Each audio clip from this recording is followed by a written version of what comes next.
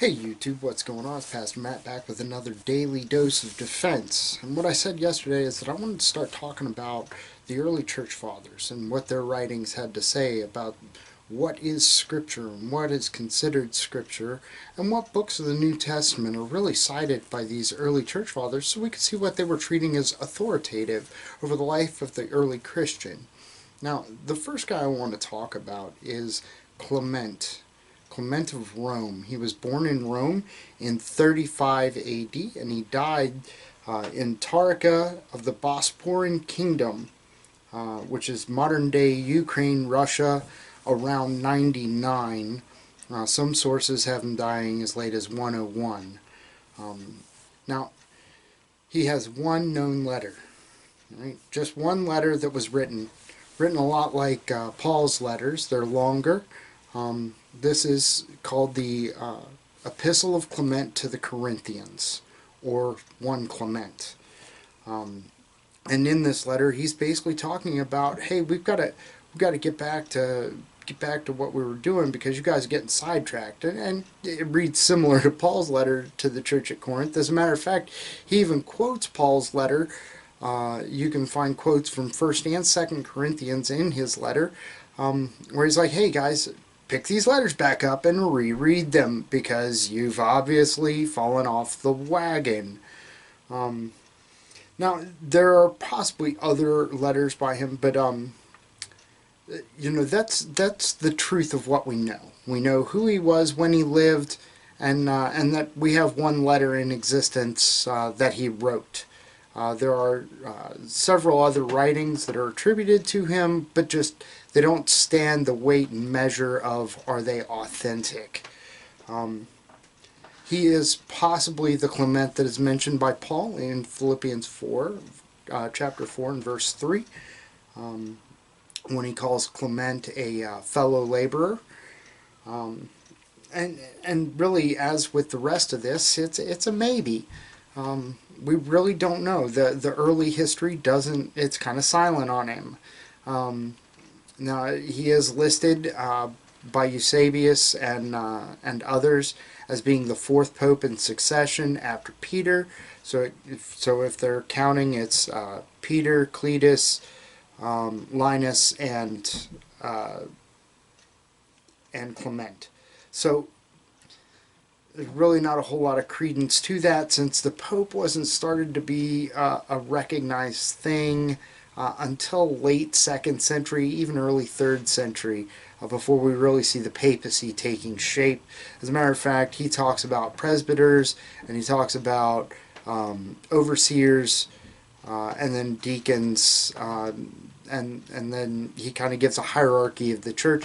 Never once does he mention the Pope or cardinals or anything of that nature. So there is a martyrdom story surrounding him. Martyrdom story is this: that he was his head was tied to an anchor, and then the anchor was weighed.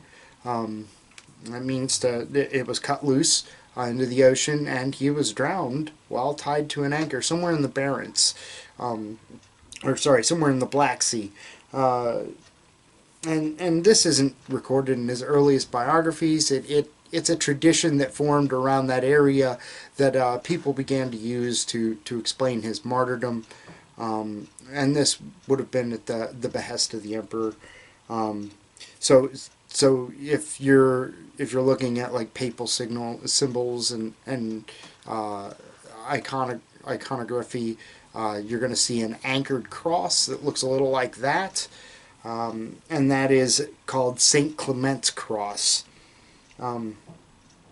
But the real question of isn't who was Clement. It's what does Clement say with regards to Scripture, and we kind of see that what we consider to be authoritative is that which we quote, right? That's with any document. If you are writing a research project, you're going to use those who you consider to be authorities on the subject, and you're going to quote those authorities as having a say in the matter. The same goes with regards to these early church fathers. What they consider to be authoritative is that which they quote. And found within the writings of Clement, we see quotes from Matthew, Mark, Luke, Acts, Romans, 1 Corinthians, 2 Corinthians, Ephesians, Titus, Hebrews, and James. So all of those writings he quotes. He also states that the writings of Paul are where people should go for further information. Now keep in mind, the Gospel of John may not have been written yet, not for another year or so, or yeah, after this letter came out, which the letter was produced somewhere around 96. So that wouldn't even been written yet. Some date this letter as early as the 60s. So it really means this letter wasn't written yet. But the big thing is he quotes zero of those Gnostic Gospels, these other Gospels that people want to talk about being major. And the reason for that is one, they didn't exist yet, much like John and Revelation. But also, even if they did exist, which we're going to show tomorrow, some writers who are around for the later books, or at least one writer who was around for the later books, that they don't quote them because they're not considered to be authoritative.